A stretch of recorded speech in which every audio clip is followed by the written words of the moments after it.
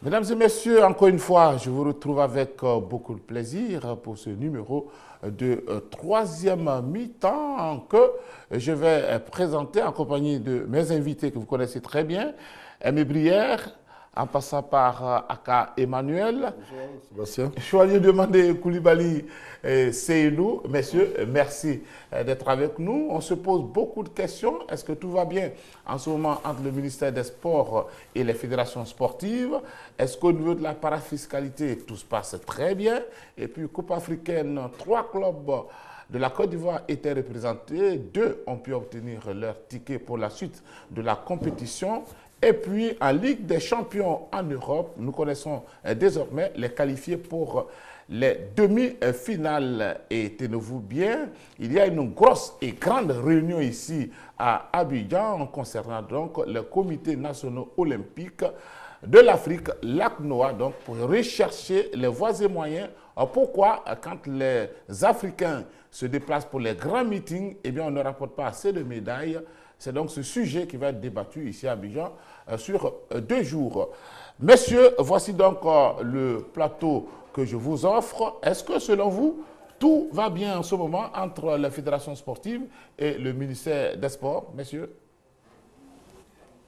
Eh bien, le cas des relations entre le ministère des Sports et la Fédération ivoirienne de handball est un cas qui est observé très attentivement par les autres fédérations. Alors, il est bien vrai que l'intervention du ministère à l'AG élective de cette fédération de handball résulte de la mésintelligence entre les différents acteurs du handball, mais cela ne justifie en aucun cas, n'est-ce pas, la mainmise de l'autorité de tutelle sur la gestion de la fédération. Alors, un comité provisoire qui a été mis en place, provisoire, ça veut dire 3 mois, maximum 6 mois, le temps de réorganiser cette AG élective. Donc, il y a déjà un problème à ce niveau. Et comme je vous le disais, Sébastien, ce problème est observé avec la plus grande attention par les autres fédérations parce que ça pourrait être ça pourrait se reproduire avec les autres. Voilà. Ça va servir. Voilà. Aka Emmanuel? Oh, Sébastien, on le disait déjà sur ce plateau, qu'on ne cernait pas très bien la démarche du ministre par rapport à ses objectifs.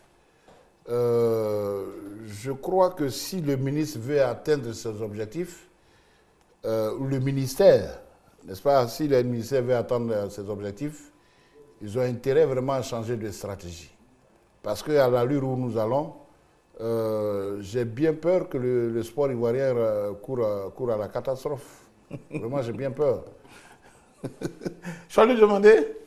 Je crois qu'il est important que la tutelle du ministère des Sports ne se mêle pas dans la gestion quotidienne ou dans l'organisation des différentes assemblées générales des différentes fédérations. C'est très, très important. Il faudrait que le ministère des Sports soit loin de ces organisations-là. Puisque quand vous prenez une fédération comme le football, s'il y a une élection à la FIFA, que le ministère des Sports s'ingère dans l'organisation de cette fédération, la FIFA va réagir. C'est le cas au handball, c'est le cas un peu partout. Donc moi je pense que le ministre Alain Le Bognon a intérêt à se mettre au-dessus. Et on ne donne pas l'impression aux sportifs qu'il veut imposer des candidats ou qu'il se mêle à la gestion ou à l'organisation de l'Assemblée générale. Vous savez que le ministre a convoqué une Assemblée générale? Oui, convoquer une Assemblée générale, est-ce que c'est le rôle du ministère? C'est vrai que le ministère peut avoir un droit de regard sur les fédérations, puisque toutes les fédérations sont sous tutelle gouvernementale, mais je pense qu'il y a d'autres organismes, d'autres modes de fonctionnement, comme par exemple le Comité national olympique, qui est une sorte de garant moral de toutes les fédérations dans tous les pays du monde, qui est une sorte de garant moral. Quand ailleurs il y a des problèmes, comme cela a été le cas par exemple dans la Fédération française de football à un moment, ils se sont référés au Comité national olympique français. Donc je pense que le Comité national olympique ivoirien aurait pu intervenir et essayer d'apaiser un peu les esprits. Et puis je pense qu'il n'y avait pas vraiment le feu en la demeure au niveau du handball. C'est vrai qu'ils sont allés à une élection. Le handball nous a toujours habitués à des élections assez tapageuse, avec beaucoup de bruit. Et puis, toujours, il y a eu un candidat qui est passé. C'est vrai que l'élection a pris du temps ce jour-là. Et puis, il y a eu un blocage. Mais mettre un comité intérimaire sur place pour pratiquement, je ne sais pas, plus d'une saison, et un comité intérimaire qui s'est mis à organiser déjà engagé à organiser des compétitions, je pense qu'il y a un problème crucial qui s'est posé en ce moment-là. Est-ce que si ça avait été le football, le ministère aurait réagi de la même façon?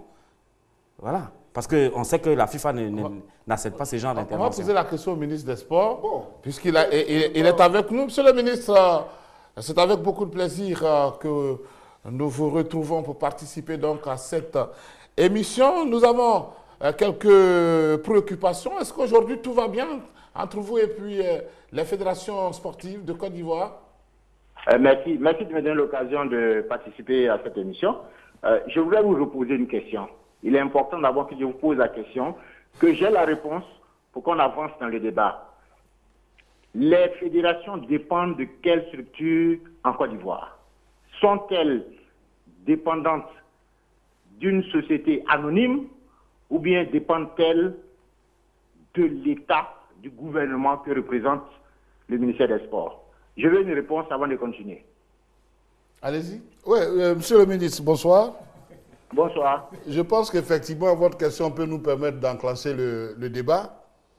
On part du principe que tout ce qui est sur notre territoire est gouverné et dirigé par l'État.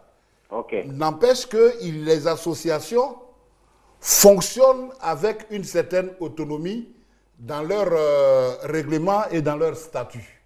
Quelle est la loi qui donne cette autonomie à ces fédérations dont vous parlez? Aujourd'hui, c'est l'occasion de dire aux Ivoiriens, vous regardez les Ivoiriens droit dans les yeux et puis vous allez leur dire s'il existe une loi qui crée un désordre dans le sport en Côte d'Ivoire. Mais, monsieur le ministre, il n'y a pas de désordre. Nous sommes d'accord avec vous. Non, vous n'êtes pas d'accord avec moi. Vous n'êtes pas d'accord avec moi parce que Monsieur le ministre. Je vous écoute. Attendez. Allez-y. Je vous écoute depuis et je vois que la presse dans son ensemble, y compris les médias d'État, ne prennent pas la mesure, ne prennent pas le temps de poser les problèmes comme il se doit. Je vais vous l'expliquer aujourd'hui et je souhaite que ce soit la dernière fois que nous parlions de ce problème. Non, monsieur le ministre, nous avons une inquiétude aussi. Avant de vous laisser parler, est-ce une façon de nous dire que les autres ministres qui sont passés travaillaient hors la loi? Parce qu'eux aussi, ils avaient cette loi dont vous parlez. Donc, si mais il y avait le désordre ici en Côte d'Ivoire au niveau de la fédération sportive. Que la loi soit appliquée ou bien ne devons-nous pas appliquer la loi? C'est la question aussi qu'on vous pose. Est-ce que les autres ont travaillé hors la loi? De faire appliquer la loi. J'ai décidé, en ma qualité de ministre, de faire appliquer la loi. Et je vais vous dire que dans l'espace CEDEAO, la Côte d'Ivoire est le seul pays encore en retard dans l'évolution du cadre réglementaire. Le sport en Côte d'Ivoire est régi par un décret. Le décret numéro 68-146 du 13 mars 1968. Je n'étais pas encore né. Et ce texte dit, à son article 3, il est juge en dernier ressort de toutes les décisions et mesures individuelles ou collectives prises par les associations et les fédérations. Il s'agit du ministère. Ok, monsieur le ministre. Nous sommes d'accord. Aucune fédération, au moment où je vous parle, n'est au-dessus des lois ivoiriennes. Aucune fédération, y compris le football. Ah, ouais, monsieur le ministre, là je suis très content. Parce que quand vous parlez d'aucune fédération et aucune personne n'est au-dessus d'une loi, vous partagez avec nous qu'aujourd'hui, au niveau de la fédération ivoirienne, par exemple, de la FISAM, c'est donc tout à fait normal que la décision prise, par exemple, par la Cour suprême remet Kadi Angelbert en fonction. Ce qui est tout à fait normal parce que personne n'est au-dessus de la loi. Relisez la décision de la Cour suprême. Relisez la décision de la Cour suprême. Je vous fais observer que la décision de la Cour suprême remet en cause la décision d'un ministre qui a pris un arrêté pour dissoudre une fédération et pour en créer deux fédérations. Dans le cas d'espèce, les fédérations sont l'émanation des clubs.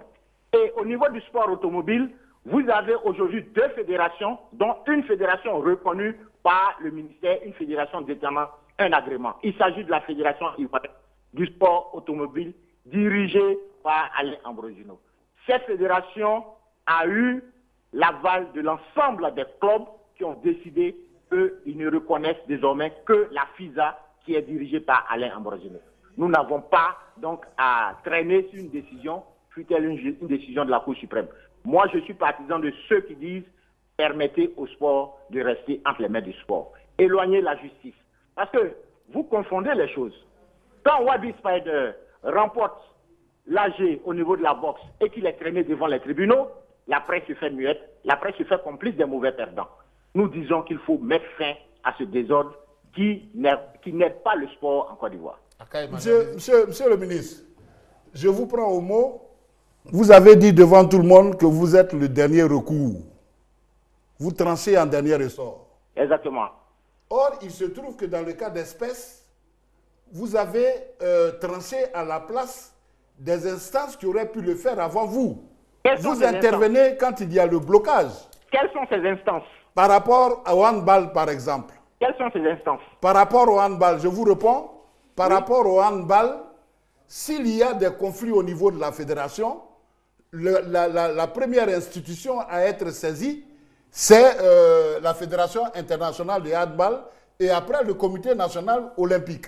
Nous sommes d'accord là-dessus. Or, il se trouve que vous avez passé ces étapes pour prendre ces décisions. Vous vous trompez. En tant qu'expert, en tant que journaliste expert, vous vous trompez. Sur la question du handball, vous vous trompez. Il y a eu une assemblée générale le 20 janvier 2013. Nous étions en Afrique du Sud. L'assemblée générale s'est poursuivie jusqu'à 30 minutes. Le président de cette AG, qui est M. Zéhi Sébastien, a démissionné. Après, bien évidemment, le quitus obtenu par le bureau sortant, sous la menace des armes et autres. J'ai dit, éloignons la violence du sport. Le lendemain, 21 janvier, à 8 h, il n'existe plus de fédération. Il n'existe plus de fédération. Prenez le temps de relire les tests de la Fédération ivoirienne de handball. C'est des tests qui ne doivent pas être acceptés. Et nous avons avec nous la loi, le décret de 68, qui donne pouvoir au ministère de déterminer les statuts types des fédérations et des associations. Et c'est ce que nous faisons. Tant qu'il n'y a pas une loi nouvelle, tant qu'il n'y aura pas de nouveaux décrets, la Côte d'Ivoire quand même reste la Côte d'Ivoire. Vous n'allez pas nous demander d'aller inventer ce qui n'existe pas. Monsieur le ministre, allez-y, Choualio. J'ai là, sous la main, un communiqué de presse. Vous convoquez une assemblée générale qui aura lieu le 18 mai 2013. Exactement. Mais est-ce qu'on s'interroge, est-ce que c'est du ressort du ministère de convoquer une assemblée générale? De la Fédération de handball. De la Fédération de handball. Excusez-moi, monsieur le ministre, avant de répondre, je voudrais faire une petite observation. Vous dites dans votre communiqué que le ministère des Sports convie les clubs de handball désireux de participer à l'Assemblée générale. Pourquoi ce terme désireux? Justement, quand vous lisez la suite du communiqué, vous notez avec moi que nous invitons les clubs désireux qui sont en règle, parce que la plupart des clubs aujourd'hui qui font le bruit dans la presse ne sont pas en règle. Alors, monsieur le ministre, est-ce que ce n'est pas dangereux pour la Côte d'Ivoire? Parce que quand on dit un club, par exemple, n'est pas en règle, je prends le cas de l'Africa Sport d'Abidjan, est-ce qu'en tant que ministre, vous serez à mesure de nous fournir la liste de ces clubs qui ne seront pas en règle? Parce que ces clubs peuvent être aussi poursuivis sur le plan international pour avoir participé à toutes les compétitions autorisées par la Côte d'Ivoire, alors que ce sont des clubs qui n'étaient pas en règle. Je vous prends au mot, vous dites bien que la Côte d'Ivoire autorise les clubs à participer. C'est la preuve que c'est la Côte d'Ivoire qui gère le sport